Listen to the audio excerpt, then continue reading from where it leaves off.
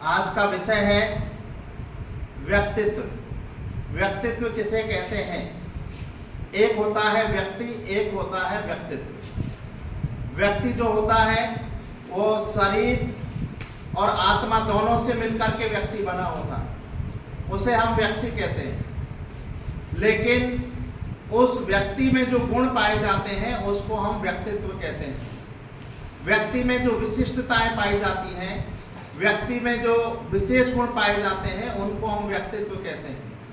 ये पर्सनैलिटी जो शब्द है अंग्रेजी का, ये पर्सोना शब्द से बना है और जिसका अर्थ है नकाब पहनना या जिसका अर्थ है मुखौटा पहनना। आप सभी जानते हैं अच्छी तरीके से मुखौटा किस समय पर पहना जाता है? जब रामलीला में कहीं पर भी कोई भी अलग अलग मुखौटा पहन करके अपने व्यक्तित्व को दिखाता है। वहाँ पर अपने व्यक्तित्व को दिखाने से तात्पर्य व्यक्ति गणेश था लेकिन उसने मुखौटा राम का पहना था रामलीला में, तो हम उस व्यक्ति को राम के नाम से पहचानते हैं उस रामलीला के अंतर्गत। व्यक्ति सुरेश था, उसने रामलीला में अपना मुखौटा रावण का पहना था, उसमें हम रावण के गुणों को देखते हैं। इसी प्रकार से व्यक्ति अलग अलग स्थानों पर अलग अलग तरीके के मुखौटे पहनता है और उस मुखौटे के अनुसार ही उसके व्यक्तित्व को देखा जाता है।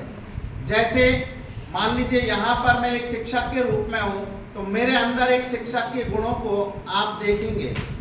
यदि मैं अपने परिवार में हूँ तो वहाँ परिवार में जाकर के यदि बच्चों के सामने एक पिता के रूप में हूँ तो मेरे पिता के रूप में वहाँ गुणों को देखा जाएगा। यदि मैं कहीं पर भी जाकर के अपने भांजे के रूप में हूँ तो वहाँ जाकर के मेरे अंदर वो गुणों को देखा जाएगा। अलग अलग व्यक्ति अलग अलग स्थान पर अलग अलग व्यवहार में व्यक्ति के अलग अलग मुखौटा होता है। शिक्षक के रूप में होगा तो आप उसी रूप में मेरा आकलन करेंगे। कहीं पर भी मान लीजिए मैं गलत हरकत करता हूँ, गलत प्रकार से आचरण करता हूँ, तो मैं एक शिक्षक के रूप में आप मेरे व्यक्तित्व को नहीं देख सकते हैं। यदि कहीं भी जाकर के मैं चाट पकौड़ी खाना शुरू कर देता हूँ तो आप लोग कहने शुरू कर देंगे कि देखिए ये हमारे सर हैं, ये देखिए कहाँ क्या कर रहे हैं, किस प्रकार से है। मेरे व्यक्तित्व का आकलन उसी प्रकार से हो जाएगा।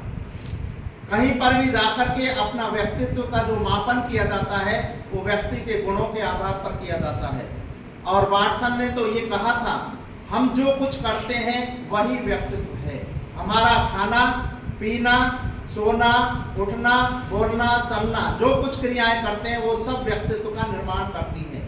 यदि हम खाना खाते हैं और कपड़ों पर गिरा रहे हैं तो हर कोई व्यक्ति ये कहेगा कि देखो खाना खाने नहीं आता, क्योंकि व्यक्ति का जो गुण है वही व्यक्तित्व कहलाता है। हमारा चलने का तरीका क्या है?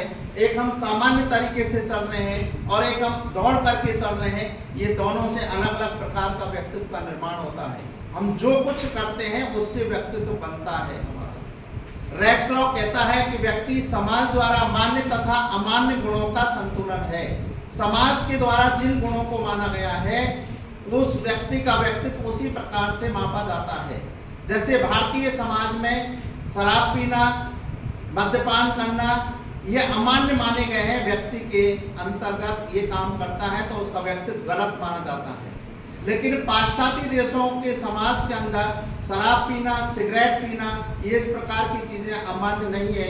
वहाँ के समाज के द्वारा ये चीज़ें मान्य होती हैं। इसलिए जहाँ जिस प्रकार का समाज है उस तरीके की चीज़ें हम करते हैं और वो समाज यदि उन चीज़ों को स्वीकृति देता है तो उसे हम समाज के हिसाब से उसके व्यक्तित्व के गुणों को श्रेष्ठ मान सकते हैं।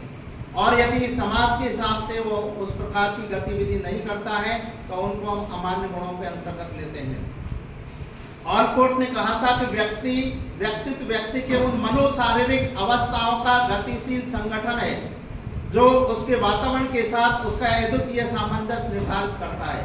मनोदैहिक का मतलब है मन और हमारा जो शरीर है, इन दोनों से मिलकर के व्यक्तित्व बना है। हम शरीर से सुंदर हैं लेकिन अंदर से हम सुंदर नहीं है, तो मतलब बाह्य रूप से सुंदर है, आंतरिक रूप से जो है हमारा व्यक्तित्व ठीक नहीं है।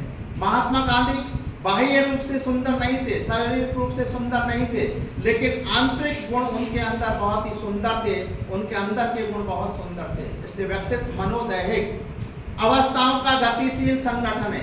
अवस्थाओं का गतिशील का मतलब है हर अवस्था के साथ में व्यक्तित्व बदलता रहता है। बाल अवस्था में व्यक्तित्व दूसरा होता है, किशोर अवस्था में जाकर के व्यक्तित्व फिर बदल जाता है और प्रौढ़ अवस्था में व्यक्तित्व बदल जाता है।